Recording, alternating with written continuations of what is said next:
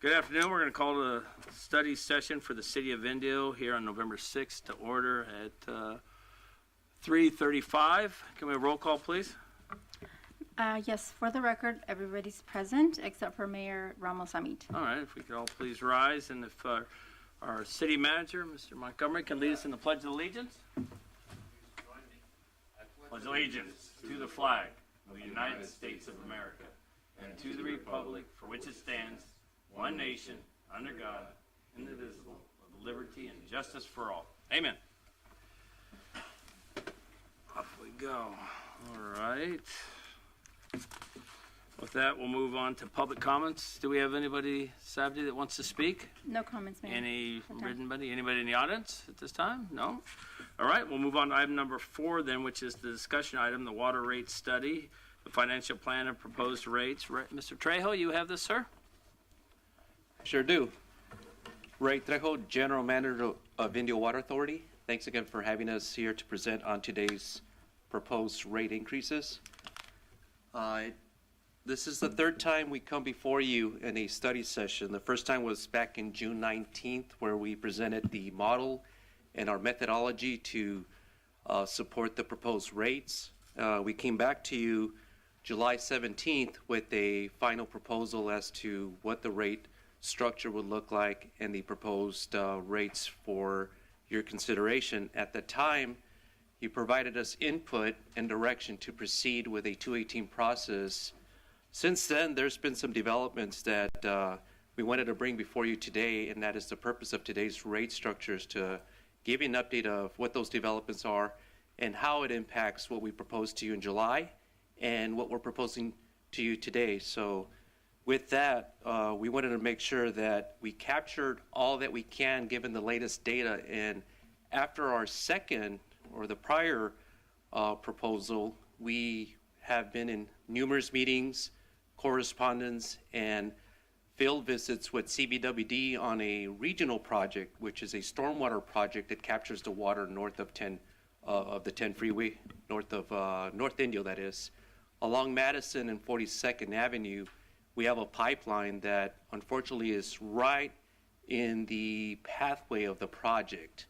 This is a large-scale regional project that captures the water from Sun City, the proposed Pulte development, and it really is a regional project that we all support.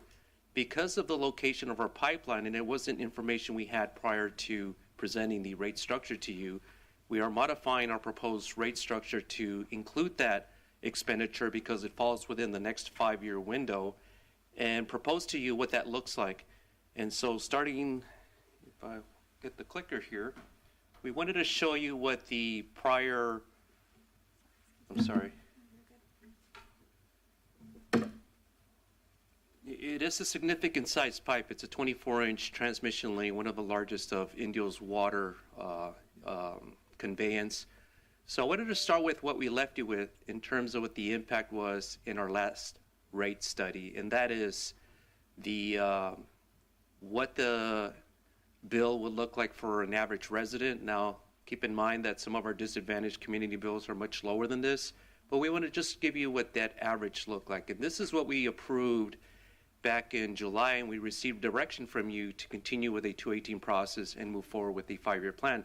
Keeping in mind that the last time we raised rates was 6 years ago, going almost to 6.5 years by December. That is the bottom line there and what the bill impact is with that prior proposed rate increase. And with that prior proposed rate increase, it would generate an additional $2.4 million to help us with our capital improvement program over that 5-year period. It covers also the O&M, fully funds a $22.6 million capital improvement over the next 5 years. And keep in mind, this is without incurring any additional debt. And that's really key here, is that we want to make sure that we minimize any debt and keep a pay-go schedule with our CIP that we're proposing in this 5-year window. Average bill is looking at about $2 per month over the next 5 years, year over year. With this revised plan, the project, it's looking at about a $1.45 million in addition to our CIP we proposed for. So the net increase on the capital expenditure for that CBWD impact on that stormwater project to IWA and our residents is $1.45 million. We fed that into the model that we shared with you back in June.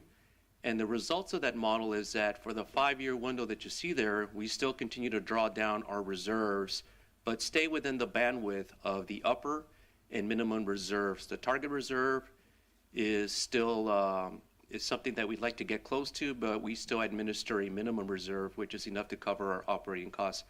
By the end of year 5, you can see that we start getting close to that red line, but year over year, we'll report back to you to see if some of our costs were actually incurred and if there's some savings in our operations and how, in addition to potentially receiving some grant funding, that red line, we probably won't get as close to the red line, and if we do, we'll come back to you and report to you.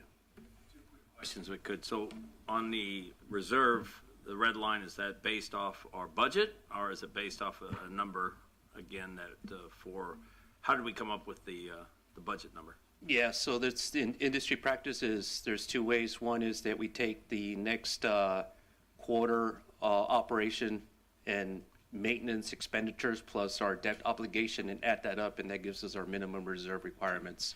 So it's a methodology that's used in the industry in terms of what you would need in case there's a catastrophic event. We would have enough in reserves to at least pay the minimum bills. And I have to check with our consultant if he's online whether or not it's a quarter or if it's 6 months worth, but it is a methodology that's used industry-wide. Yeah, I remember it was something unique, but I wasn't Yeah. sure what it was. And then secondly, since CBWD's coming through our stuff, why are we paying for something that they're going through and moving our stuff? Fantastic question. There was a lot of dialogue back and forth, a lot of review from our attorneys as well. Jennifer helped us in that assessment. And what happened is that when we built the pipe, it was built over the Bureau of Reclamation's property, and they run through the entire region.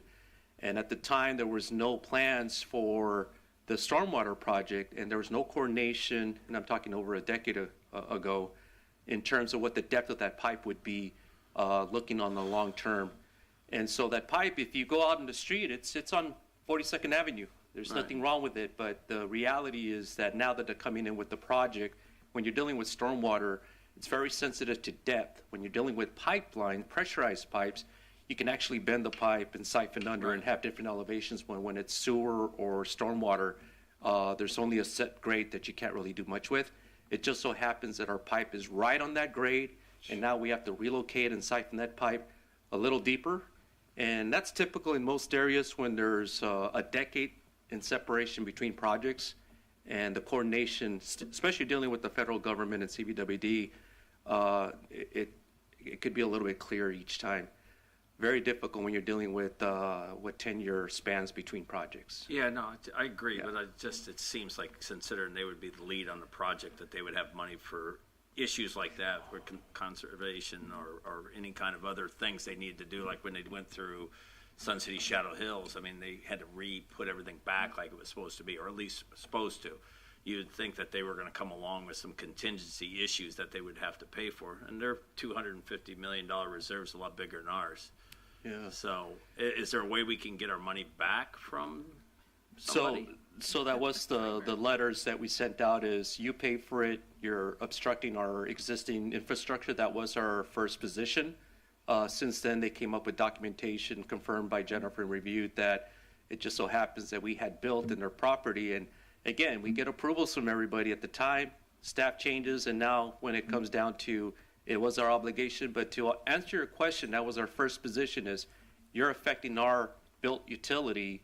Why don't you pay for it? And the second part to that is in our response, recognizing that they had the evidence that supports that our project needs to be paid by Indio Water Authority, is we also reached out to the grant funding folks to see if they can include grant funding.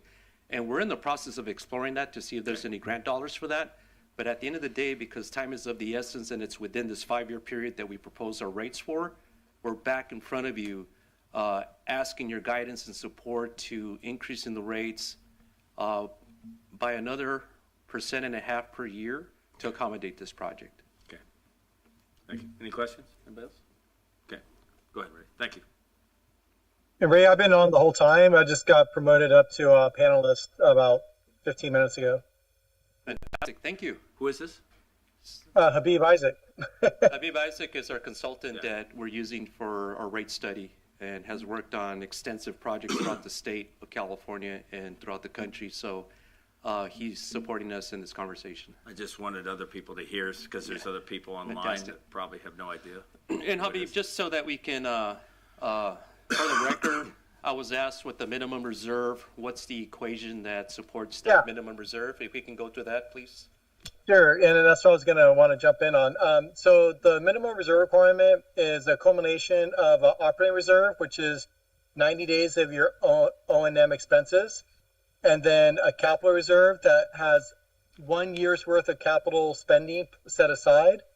And then the emergency reserve is 5% of your asset value, kind of similar to, what you should do for your own home. Put, money aside for, your emergencies that you don't really anticipate. And then the good thing about that is if something does come up, a failure of some kind, you have a separate bucket of funds that's not going to pull from your ongoing, scheduled repair and replacement.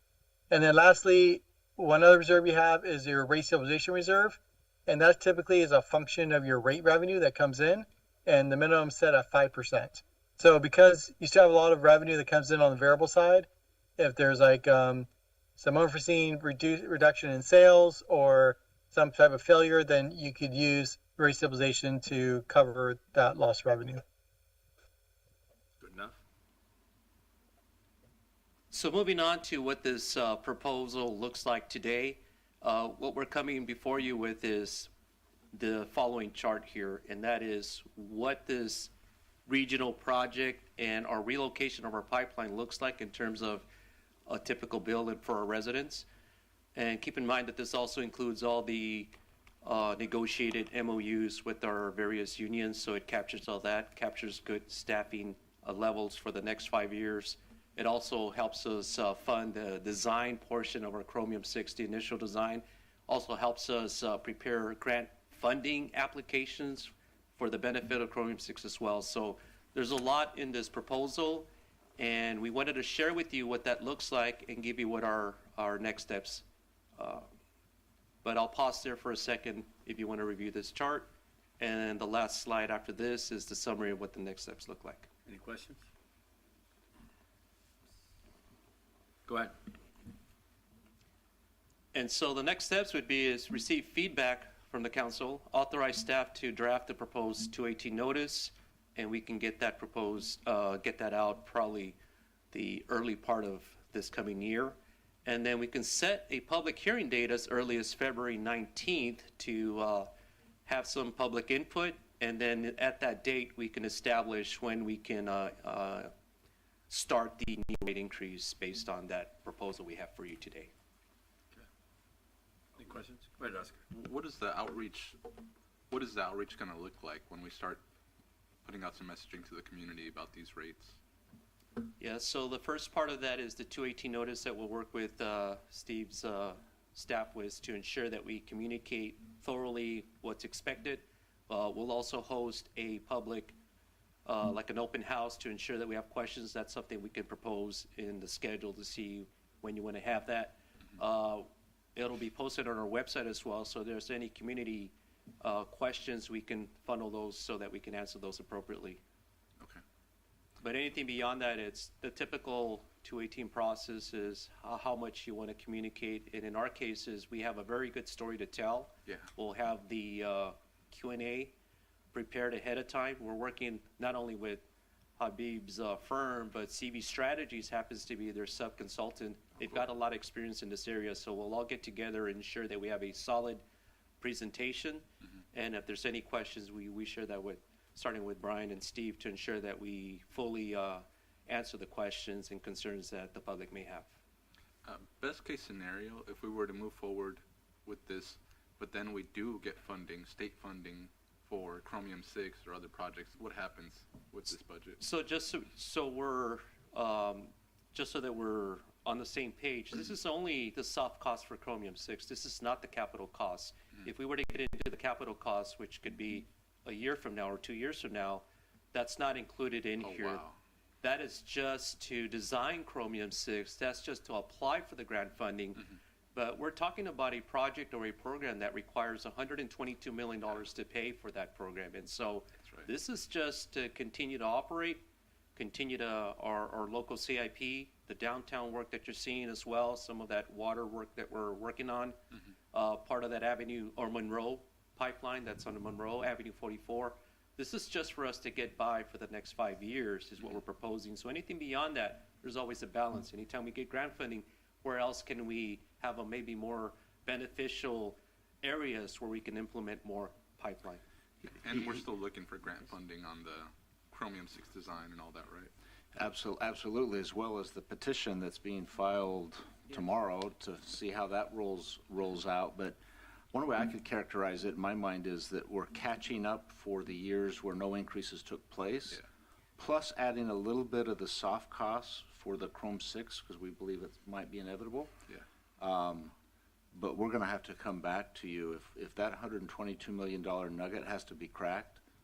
We're going to have to come back, and this is a much larger discussion. A lot bigger than a nugget. It's more like a boulder. Yeah, Okay, it's a mountain. huge. Yeah.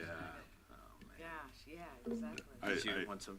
I just wish we could nudge our reserves up just a little bit, just a little bit more, but I don't know how everybody else feels about it. It just feels like they're a little bit low in this. No, I agree. I think, maybe with some grant funding and really explaining to the public, it's much like our energy issue that we had with rates. And it's been so long since we moved them up. This is a necessity, and at the same time, we do have rate assistance programs, right, that to help some of our seniors and folks with lower incomes that this might affect. But at the end of the day, it's a necessity. And to really talk about if we need to have that deeper discussion, it's might be more substantial. Yeah, and we can probably look at this chart here to speak to the reserves. And what this chart shows is that year 1 and year 2, year 3, we're in a comfortable position given that drawdown. Keep in mind that every 6 months and even monthly, we'll come back to you with any abnormalities. If we receive grant funding, that reserve level might be higher. If the projects are delayed, well, the expenditures aren't going to take place as they are projected in this chart. And so what I'm trying to say is that for the first 5 years, the reserves are still within the bandwidth. We'll come back to you on year 3 and probably have a new proposal for what the next rate increases look like for the following 5 years. This is only assuming a 3.5% year-over-year rate increase after the 5 years that we're speaking of today. So there's opportunities to adjust that so that we have greater reserves. But one of the things that we want to keep in mind is that there are grant funding opportunities that are not embedded in here. We purposely took those out because we don't know what the economy looks like over the next 5-10 years. And when those opportunities come in, it's only going to complement this model. We wanted to make sure is that we don't fall below that red line. And given the track record we had in the last 24 months, receiving over $4 million in grant funding, that will completely take shape into that chart dramatically because we're looking at a scale of about 5 million per bar there or per scale. So if we were to just receive 4 million, that would dwarf that line. It'll really get us up there. So we wanted to make sure we have a fine balance, and we're very prudent on every percentage that we're increasing for our residents here. Make sure that we don't overdo it and overshoot is the key here. And Ray, may I jump in on that? Sure. Yes, please. Yeah. Thank you. Someone mentioned about, we'd like to see the reserves a little bit higher. So on average, when we see it kind of smooth out in 28, 29, you're around $2 million over that minimum requirement. But also keep in mind, there's a couple things. I would agree with you to ratchet up a little bit more if you didn't have as robust reserves that you do. But the fact that you have a rate stabilization reserve, you have an operating reserve, you have a capital replacement reserve, and an emergency reserve, because you have those four, you're pretty solid with just being over your minimum requirement. If you didn't have a rate stabilization reserve and emergency reserve, then I would agree that you probably want to be more in the middle of this range. But again, with the fact that you have that, your total reserves are hovering right around 20 million, and you're around just over a $20 million utility. So one thing you can look at is like you almost have a full year of liquid cash on hand based on your total revenue that comes in. And a lot of rating agencies think that's the way to look at it. I know you're not looking at issuing debt, but it is a way to view how strong of a financial position you are. They tend to want to see 300 days of cash, definitely over 200 to get AA, AAA. So from that standpoint, you're looking very healthy in terms of being around 300 plus days of cash on hand. Thank you, appreciate that. Just want to add one more opportunity is working with, actually I'll put John on the spot here, and the CM and Ruby, is that we're looking at ways to potentially refinance some of our debt obligation and add some additional savings year over year. And those opportunities are not reflected on this chart. That's just a little contingency that we have kind of for ourselves. But what I'm trying to say is that those opportunities will give us a healthier chart, but we will report to you frequently to ensure that we reflect the latest data. And we're crossing our fingers that we have good opportunities with a better rate in the coming months. Perfect. Good. Okay. Any other questions? If that's the case, then what we're asking for you today is that we can proceed with today's recommendation. We'll begin drafting the 218 notice, and then we'll set the public hearing tentatively for February 19th, 2025. Any other discussions? One more thing, can we make sure that we add the low-income program into any messaging that we're putting out so that people see that opportunity there when they see that these rates are going to go up as well? The grant program? Yeah. Yeah, absolutely. Absolutely. Thank you for that. Thank you.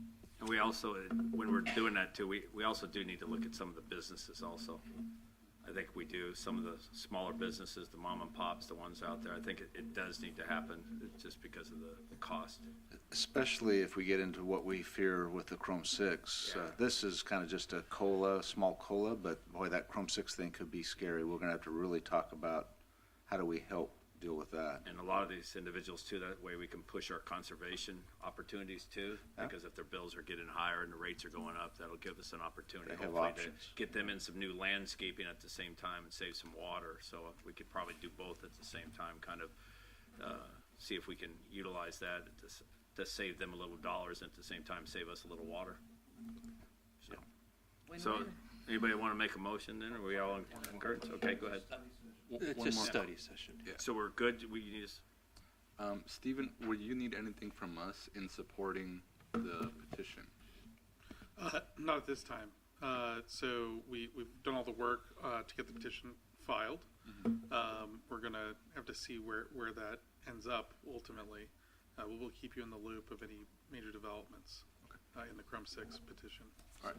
I So was you just really need our happy to see direction. the. You don't need us to all agree on this here. You don't need us to say yay if there's four No, of I us think to we go got the forward. direction. This was, I think, just direction. a preliminary. But you still need this consensus. Right, though. we're talking right, yeah.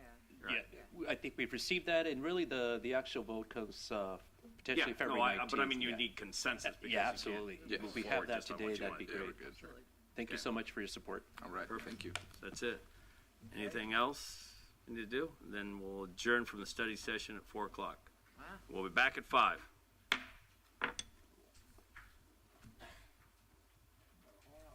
A whole hour. All right. Yeah, that was quick. Yeah. But I thought there was more slides. Yeah.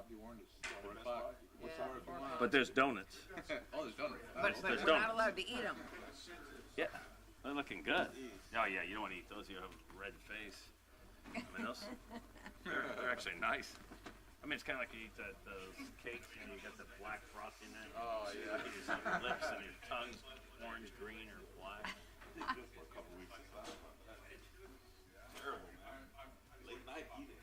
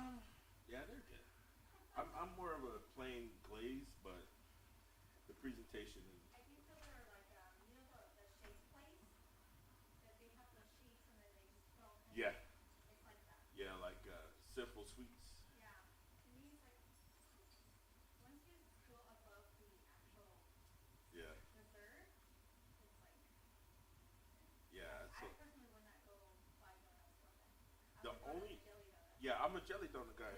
Yeah, so the only thing I would do is like I would buy them like a gift or something, or like to the office. But to buy on a Sunday, that's not my. I gotta have just a regular twist.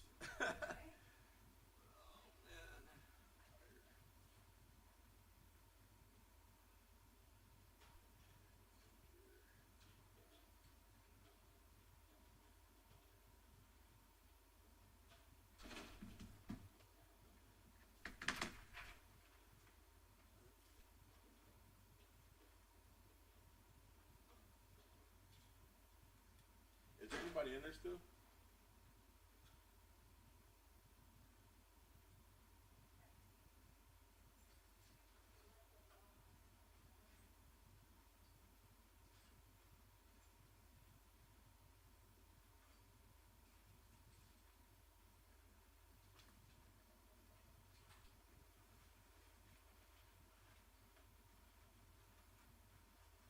No.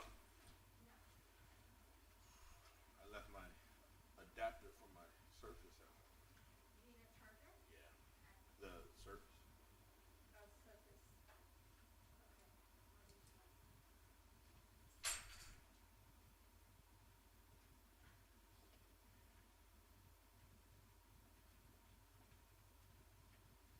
So we ready for 4 more years of the Orange Man? What? Yes. I suppose. I asked my girls, I said, I got home yesterday and they're watching on their Chromebook. Say hi. They're watching, they have a map and they're watching the results, right? And I was like, what are you guys doing? They're like, oh, we're watching the results, right? So with their little friends. And so, I'm like, okay, whatever. So this morning, one of my daughters said, oh, Trump is in, Kamala is not, you know, and she said, I don't want Kamala to win. And I said, why? Like, why don't you want her to win? And she said, because she's going to add 3 more hours of school. Hey.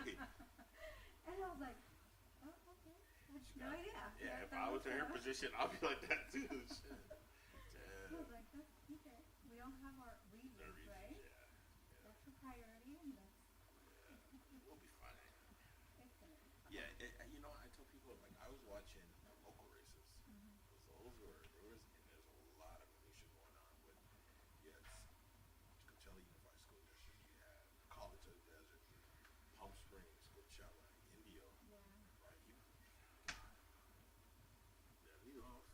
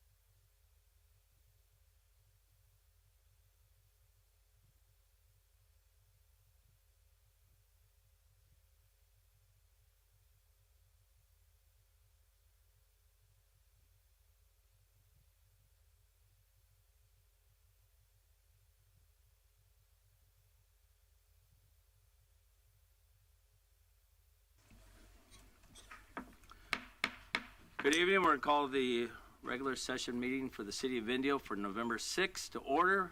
If we could have roll call, please. Councilmember Ortiz, Present. Councilmember Furman, Present. Councilmember Holmes, Present. and Mayor Pro Tem Miller. Present. And absent, we have Mayor Pro Tem Ramos Amit. It's absent. Yep. Thank you very much. If now we have invocation. If we could have Pastor come up.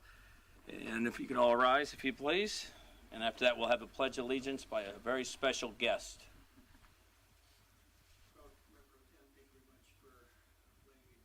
Distinguished council members, let's pray. Heavenly Father, we thank you so much for this sacred assembly, Lord God, and I just lift up this governing body and ask your blessing on them as they weigh the decisions that come before them today. I pray, we ask that you would give them wisdom, the wisdom that comes from above. Father, we think of the officers that will be recognized today, this evening. We ask your blessing on them and their families.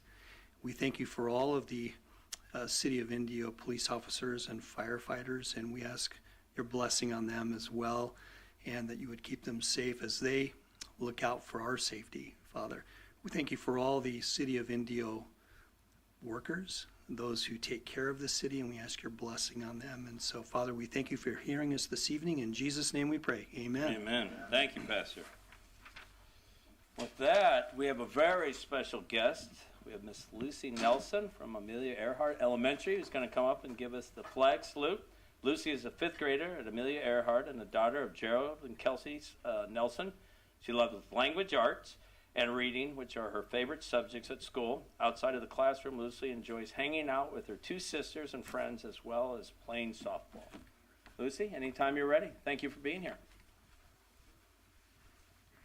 I pledge allegiance to the flag of the United States of America and to the republic for which it stands, one nation, under God, indivisible, with liberty and justice for all.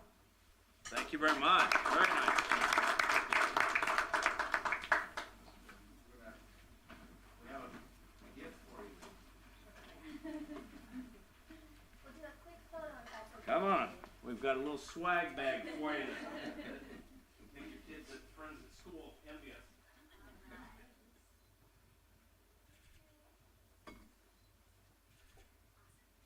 very much. You did a great job.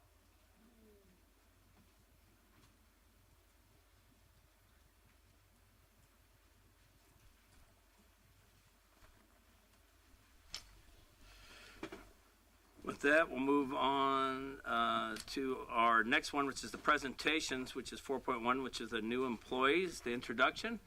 Mr. Montgomery. Thank you, Mr. Mayor Pro Tem. If you'd like to all join with me to greet our newest members of Team Indio.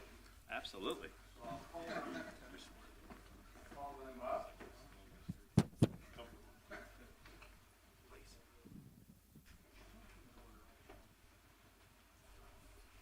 It's my pleasure to do this every couple of months when we have new members of the team.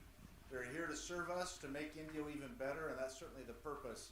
And I commend to the Mayor and City Council these individuals that have competitively been selected to be a part of the team. And more folks want to be a part of our team, and sometimes we receive 80, 90, 100 applications, and these folks that have been selected were successful through that process. So we have with us Yesenia Martinez as an IAWA customer service tech. Yesenia, come forward. Let's stay up here. We're going to do a group photo. We have a swag bag for you. Get to shake everybody's hands. And Liz Bajorquez is also tech at IWA. Thank you. And David Perez, code enforcement technician. All right.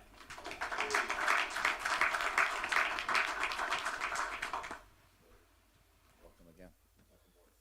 Valeria Alvarado, community program aide.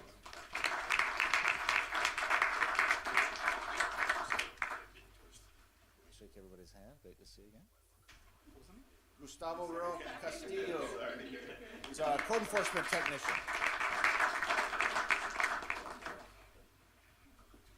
And is Joel Osmond, a police officer. Yay! Somebody recognize Joel. We've got him back, and we're happy about it. Board. Kenneth, just Mayor Pro Tem commending these individuals that will be serving us as Indio residents, and let each of you say a few words to welcome them. Well, first off, welcome to Team Indio. You came at a great time. You're working for an amazing city that's on the rise. You got a great staff, and once you're with us, you're family. So welcome to the city of Indio, and thank you for coming and choosing us. And anything that we can do as a council for you, please let us know. No, you're a man of few words. Come on, get in there. You don't want to get me to start talking now. No, just welcome to Team Indio. Like the Mayor Pro Tem said, it's a perfect time to join the family. There's a lot of great things going on. We're the best city in the Coachella Valley, and so and we're making splashes and waves nationwide. I mean, we have the biggest music festival in the world. We have a lot of stuff going on. We got a lot of stuff that the staff is working on that you're going to be part of. So we're looking forward to more great stuff. So it's a pleasure to have you with us. I just want to say thank you for your commitment to working with our community and being in public service. And we look forward to working with you and look forward to all the great work that you'll be doing with our community members out here. So thank you again. See, I'm awesome. There we go. Just welcome again. We are so happy to have you here. This is a fun and cool place to work. You'll work hard. You'll have fun. You'll be part of an incredible team. And this is just a great city. It's a great moment in time, and we're so happy to have you here. Thank you. Right, let's give them a hand again. Let's do a group.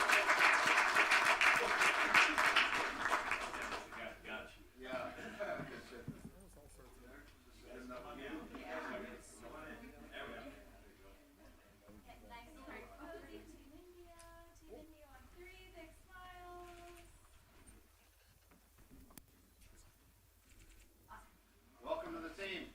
Thank you.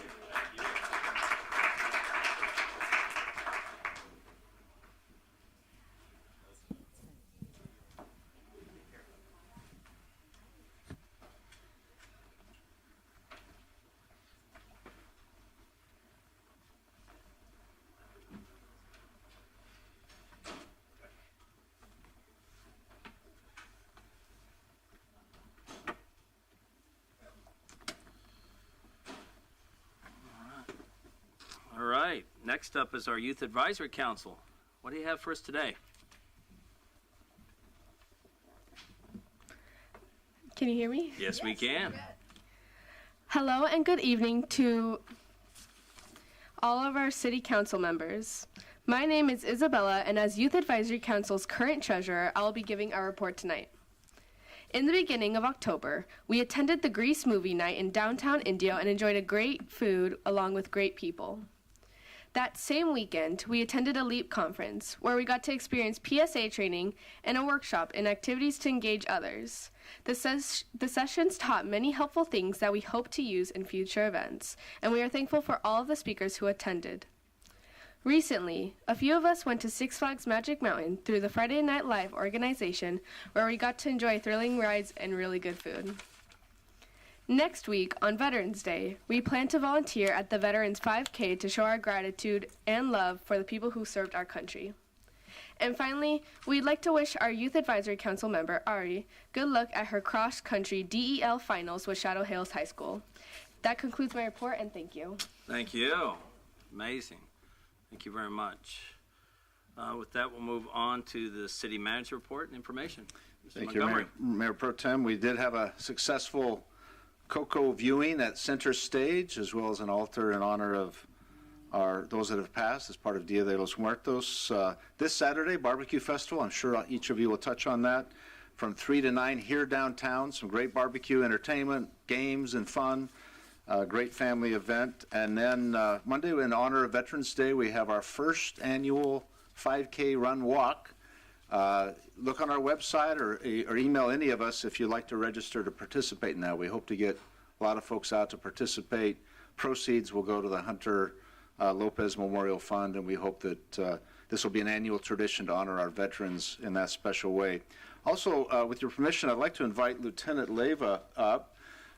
We've been working as a team within our Public Works team, our marketing team, and police department, and trying to improve and slow down traffic, help save lives. The program Drive Safe, Arrive Safe. But Lieutenant Leyva has been helping to lead and chair this group and coming up with some great ideas. And knowing that the meeting might be a little shorter today, I thought I'd give him a few minutes to just give us an update of where the program's at, the community and the council to know that this exciting effort's underway. Thank you. Thank you, City Council.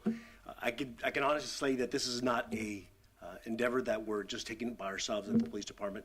It's actually a bunch of stakeholders within the city and the state level as well that are helping us trying to reduce or make the road safer for us, reduce traffic fatalities, reduce traffic collisions. It started off in August when we discussed with the city manager's office, get the PIOs and RPIO together to make sure that we spread the message that we want people to drive smart, drive safe, and arrive safe. And it's not something that it's something that we want to ingrain into the community and make sure that we change the culture. From our part, from the police departments, is the enforcement and the education standpoint. The enforcement, obviously, we want to get the officers a little bit better prepared by getting them the proper training so they recognize what type of activity we're seeing out there so we can eliminate that illegal activity, whether it's speeding or DUIs, which happens to be the two #1 reasons why people get in collisions in the city of Indio. This year, we've had our 2 first ever DUI checkpoints in the last 10 years, so which is it's a good thing. We're also forming partnerships with ABC, the Alcohol, Beverage, and Task Force. They're coming out, they're giving us training our personnel to make sure that we go out there and enforce these municipal ordinances or state ordinances where they're not supposed to overserve folks, make sure that they have the proper signage. Some other things that we're doing is we're partnering with the CHP. Hopefully we can do some team effort with them, enforcement, as well as the Riverside Sheriff's County's office as well. The long term, we want to start putting out messages both in English and Spanish because we have a large population of Indio who speak Spanish. So we want to make sure that the message is out there for them as well. Some of the things that we're also doing is we're doing the car seat clinics. This is where we educate the public, letting them know that their little ones have to be properly secured. We go out there to the public schools and we make sure that we're visible. We're also educating the folks of what they need to do to make their kids safer. I'm happy to report that in the same time frame from January 2023 to October 2023, there was approximately 1,531 traffic collisions. This year in the same time frame, we've had 1,305 traffic collisions, which is a 14.76 reduction in traffic collisions. And since the Drive Smart campaign has initiated, we can see those numbers decreasing.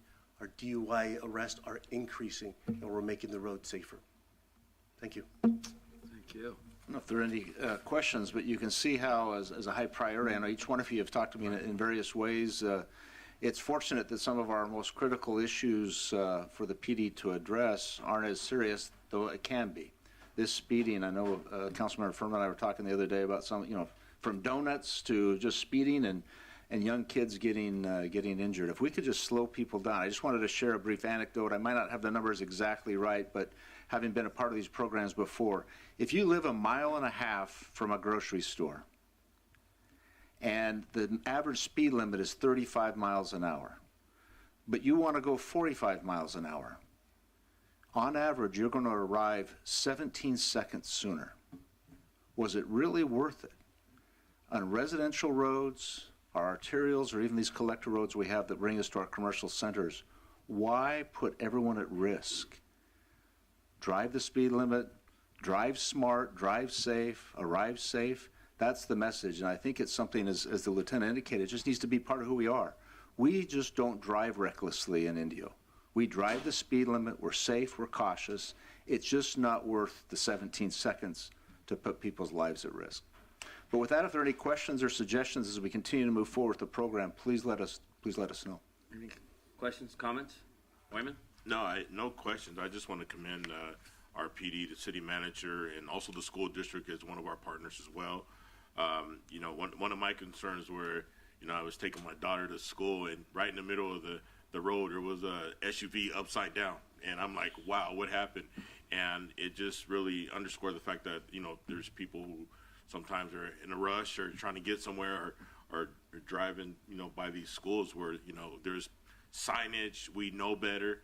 And sometimes we just have to take a second to slow down. And so I commend Lieutenant Leyva and the team for the efforts in this. You know, when I approached the city manager about having a two by two meeting, this effort was already on the way. So I was really happy to hear that, because at the end of the day, we're saving lives. We're saving lives. And so, and I know speeding is an issue out there, and we just want to really get the word out there. So our Yak friends can help us with, you know, getting the word out there to their friends and parents that we want to really slow down, especially where our kids and students are gathering. So thank you for that. Thank you. Yeah. Mr. Ortiz? Yeah, sure. I just wanted to say thank you as well for going out and meeting with all the different stakeholders. We know you've been meeting with some of the schools and other, you know, community members out there. So really appreciate you taking the time and going and actually talking to everybody, getting input, and, you know, incorporating that into the program. So great job, and thank you again. Ms. Holmes? Thank you. Yes, it's phenomenal. It'll make a phenomenal difference in our life, in our kids. I am amazed at the number of people that purposefully fly through red lights. Not occasionally, all the time. It boggles my mind. And so our ability to get our arms around this will just make it a better and safer place. So thank you very much for everything you've done. Yeah, and I concur. I think our public safety officials working with the different agencies are going to make a difference. It's one of the things I always noticed about the sheriff department in Indian Wells and in Palm Desert. They have those motorcycle police officers stuck everywhere, and you never know when they're coming. But when you're around our schools and our children, you'd think a lot more people would think about slowing down, because a lot of them have children, but they seem to be in a hurry. And as you said, 17 seconds makes all the difference in somebody's life. So thank you for what you're doing, and please let us know how we can help if there's any way we can do it. And thank you to you and your team. Please let them know that the City Council appreciates the work they're doing.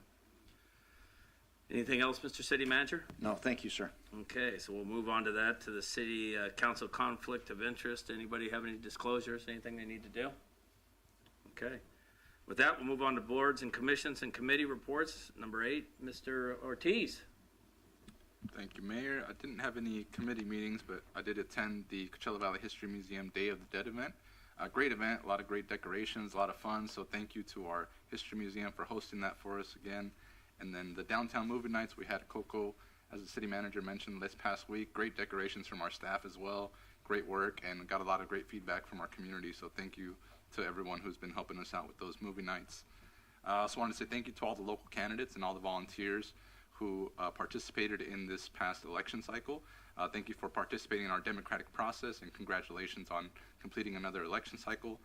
Some of the local candidates I was hoping to win won, some lost, but either way, we're looking forward to working with all of our new representatives here in the city and outside the city, all throughout our region, to help keep improving our communities out here. Other than that, I'll see you guys this Saturday at the Barbecue Festival, 3 p.m. to 9 p.m., and then the Veterans Day Run, which is at 7:30? 7 a.m. And that's going to be at the Empire Polo? All right. Thank you. Thank you, Mr. Ortiz. Mr. Furman? Yeah, thank you. Same as Councilmember Ortiz, my boards were all dark.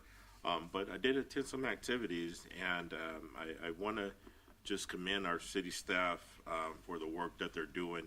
You know, I went to movies in the park to see Coco and Grease, and excellent events, excellent community events, and that's what we want. We want to see families out, open green space. The weather is great right now, and so really great events.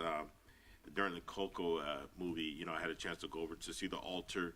And I think that was great. It gave, you know, folks opportunity to pay homage to our loved ones that are not here with us anymore. And so it was great. And it was the same at the Day of the Dead event over at the History Museum. Great event. They're doing an excellent job over there. And if you haven't been in a while, you need to go pay them a visit. They do have a new train that they received that will have a small event space, I think a restaurant inside. So cool stuff going on over there, and it was an excellent event, excellent food, and we got to see a lot of our colleagues and community members that were there for the event, so another great event. This morning, I had opportunity to attend the Oasis Cafe ribbon cutting here at the College of the Desert. Another great addition to our expansion of the college, providing more services for our students and the community. The cafe is open to the community, has a great menu, a great little coffee counter. You have to check it out, and very healthy options, you know. And I was very, very pleased with the pricing. I'm big on shop local. Keep our dollars here in the city and in our community. And I want to share something that really verified that point. And I had to stick to my own word, right? I went to one of our local drive-throughs, just got 2 meals for me and my daughter, and it cost me $27 for 2 meals, right? I bought breakfast this morning over at the cafe, which was excellent. It was half of that. And so not only was the food great, the pricing is excellent. So please go check out the Oasis Cafe here at the College of the Desert expansion. This side is great. I want to put one other thing out there. Oftentimes, a lot of students or some of the kids in the community need to do community service hours, and I got contacted recently, and I was like, let me talk to the city manager and see if the city's doing anything.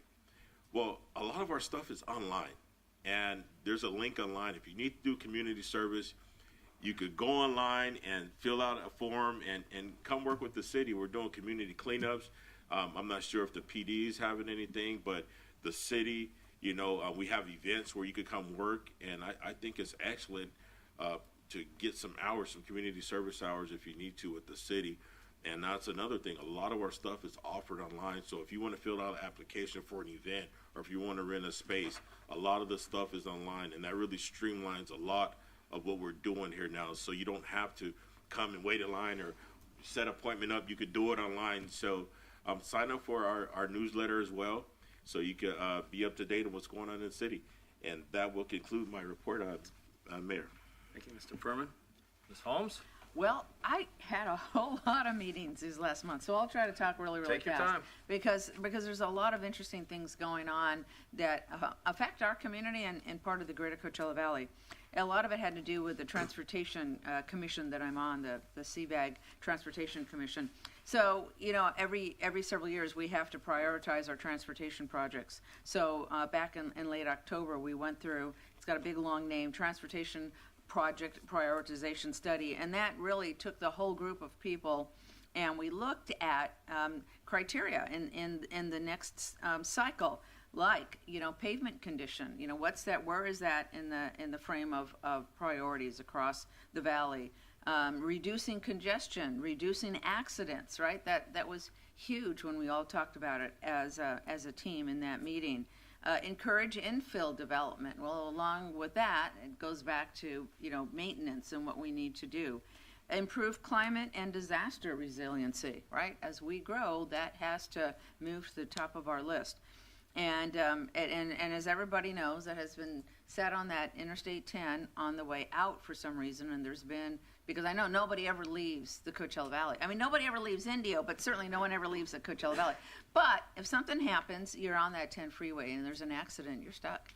You're stuck for hours upon hours upon hours, and trying to get out is a huge challenge. And so that improving access in and out of the Coachella Valley was a huge conversation. So we did ranking. It's going to go through several other iterations and the executive committee and so on and so forth. So I'll look forward to seeing how that all falls out. Let's see. It was all about Indio at the Transportation Commission. It really felt good. Really felt good to be a part of that. So let's see. Jackson Street, Interstate 10 interchange. We are all dying for it. It's a little ways off, but not so much. We authorized a reimbursement agreement between us and the County of Riverside for that interchange project, providing an additional almost $5 million in regional funding for right-of-way acquisition. You have to do that first as part of the process, and it's a step in the process. And acquiring right-of-way is important, so it's really great to hear that we're on our way. Let's see, Avenue 50 in Jackson. I know we've all driven down to LNGs and in that entire area. That is part of the city of Indio and Coachella and the county. It's quite a project there on all four sides. Everybody knows, right? You're going up one lane, and all of a sudden, or you're coming down 2 lanes, and then all of a sudden it turns into 1 lane. And if it rains, you might as well swim through that intersection there. All of that's being fixed, and very shortly, and so it'll be nice, not only nicely paved, but it'll be 2 lanes in both directions, and it'll help the flow of traffic. So that was kind of great. I'm telling you, it was a busy meeting. Talked about the Avenue 44 Bridge project. I know this is important to all of us, particularly all of us that live up in that north end, right? All of us are dying to get that Avenue 44 Bridge project going. There's been some challenges and some stalls, and of course we have our burrowing owl that we have to take care in terms of relocating it. That's very, very important. So at any rate, between the City of Indio and CVAG, we increased the regional CVAG. That's the important part. CVAG's regional share of the project by $5.6 million, and the overall design and construction, and that part of it is $8.8 million. So very, very soon. I know that there's some work going on right now as we speak. I know we're trying to relocate that owl and her family, and as soon as that's done, you'll see a lot of activity there. Gosh, here's another one. We talked about a reimbursement agreement for $36,000 in pre-construction services for the active transportation funding. We're also doing things with the Coachella Valley Music and Arts line. Things are happening, folks. Things are happening in our city. Things are happening in this valley, and it's very, very exciting. Now for the fun stuff. Well, a lot of us went to League of Cities. Let's not forget about that. So annually, every year, there's a program, and it brings all the cities together. And it's really an opportunity to see what other cities are doing, what's working, what's not, everything from economic development to homeless to whatever. I had the opportunity to hang out with my colleagues and the new assistant city manager. And one thing we talked about is bicycle playgrounds and skate parks, and I learned a lot about them, and I'm really excited at some point in the future, it is in the future, but there will be likely a skate park or bicycle playground, something of that nature that will really be great for our community. It's also really an opportunity to talk, to understand some of the new programs, sustainability, as I said, what's working in other cities and what challenges other cities have. I also, Coachella Valley Conservation Commission, I told you, I had all the meetings. Keep going. Floor is yours. And so I guess the state previously purchased what we didn't realize at the time, some ancestral land in 1997. And the purpose of that purchase is to protect the palm oases there. Well, what we did is that we took that land donation, we donated 320 acres to the Agua Caliente from the state of California and the Mountains Conservancy. We gave it back to them. We felt that was important. It's their land, and they are all the better able to protect all the species and plants and so on and so forth there. So we did that. Let's see, what else? Dia de los Muertos, I mean, that's something we all go to. It's really wonderful. It's a cultural event at the museum. Love that new train car. Watch how that evolves. That's going to be a terrific place to visit, to have a meal, to enjoy the gardens around that. That's probably probably a year off before it's all completed, but that's really going to be really ultra cool on that standpoint. Attended the YMCA. Most of you know that we have the preschool, the Doors Mechanic Preschool here. And when you see these little kids and all the different programs that they have, you know, it really enhances their knowledge base. It teaches them about friendship. It's just a really great little preschool.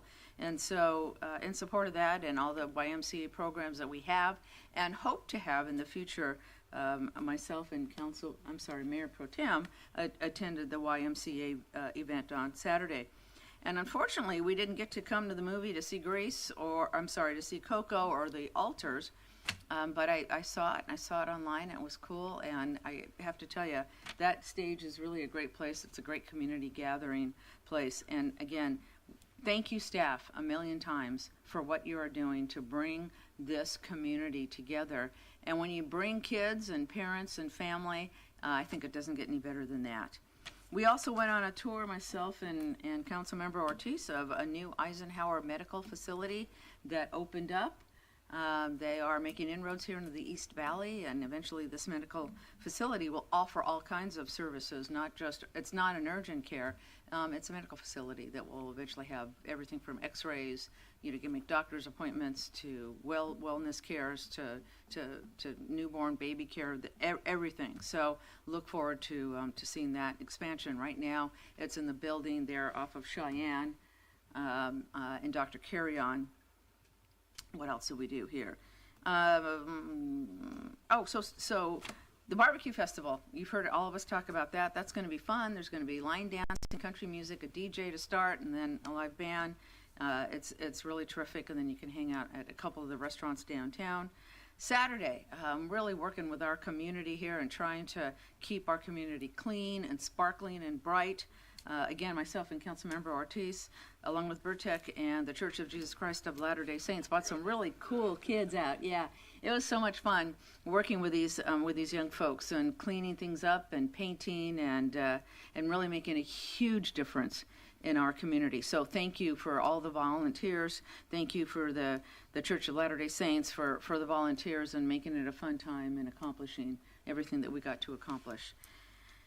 And, here's something neat. Here's one of those neat little stories. So someone from the community, a really super nice young lady, her name was Jessica, came to help. She says, you know what, I saw the flyer, and I just wanted to come out and help. And we got to talking and whatnot, and she works at DAP. And she says, I noticed that there are so many people, particularly seniors, and that happens to be my passion as well, that they can't clean things up. They can't take care of their homes. There are so many things they can't do. And she says, and a lot of times they just need someone to talk to.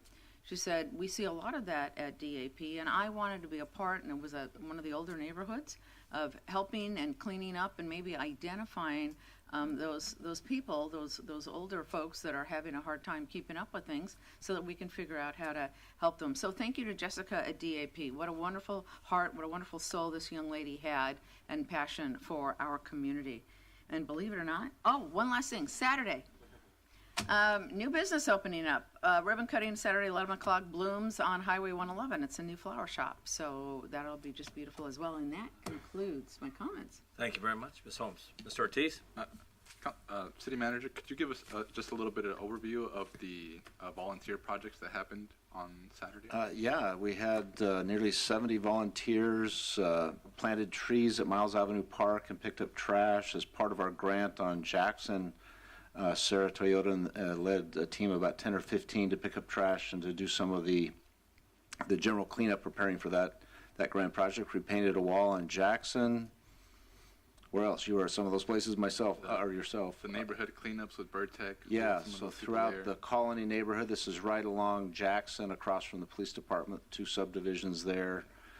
Throughout the community there, and had volunteers just show up from everywhere. And as Councilmember Furman indicated, if you want to just type in volunteer on the city's website or Indio Lindo, you'll go to an application where you can volunteer, say the day of the week that you might want to help, and we'll put you to work. And this was a group of 70 or 80, and a lot was done in a very short amount of time.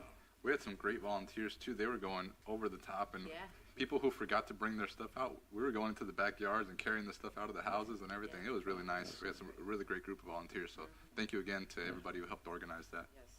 Go ahead. Thank you. You done, Ms. Holmes? Yes, sir. Thank you. Thank you, Mr.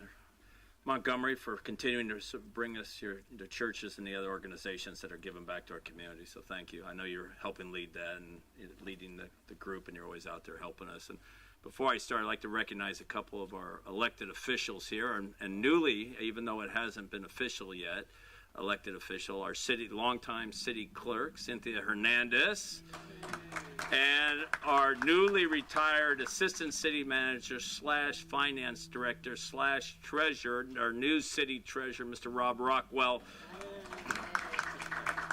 So I want to thank them for their service and for putting them out there, and to put themselves on the line a little bit more. So thank you very much, and congratulations. I had Sunline Transit Agency was my only committee that was active. It was just basically a cleanup. This is the time we're finishing up things, getting ready for the new year. So it was a general meeting, and we were saying goodbye to a few of the members, like Lisa Middleton, who's going to be running for higher office. So there was about 3 or 4 of them that are no longer going to be running, that were on the board, that are no longer going to be able to serve because they won't be on the council. So we wanted to say goodbye to them. So it was a great opportunity to thank them for their service. when we sit on these regional boards, it's usually every city in the county, and so we get the opportunity to work with the other cities and see what their needs are, and it's a great relationship at Sunline. We work very well together. It's one of the best committees I sit on, and they all bring something to the table. So my hat's off to all the people that serve on these committees, because it works as a region for us. That's what makes the Coachella Valley so great, and I've said this before. The stronger Indio is, the stronger Palm Desert is, the stronger we all are. So every time there's something new that comes out or something good that happens, it supports us, because not everybody that lives in Indio works in Indio. So that gives us an opportunity to do some other work outside of the city of Indio and bring those dollars back and shop Indio. But also, I was at a couple of, this is our time for our annual conferences, the California JPIA, which is the insurance group that we all buy into, which is our insurance coverage. They had their annual conference, and also the League of California Cities.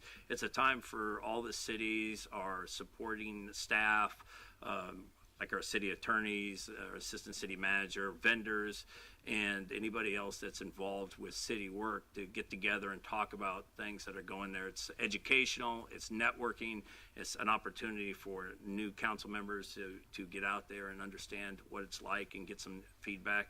And then at the same time, it's able for us to be able to be with our colleagues in that. So I was able to attend 2 of those. And then the Coachella Valley Rescue Mission, myself and Councilmember Holmes and Councilmember Furman were there for the rescue mission. And if people haven't been there, the rescue mission does amazing work for us. There was another 70 plus graduates, I guess you want to say, from different programs that literally had issues, that went out, got themselves clean and sober, got themselves a job, got their records expunged because they followed through.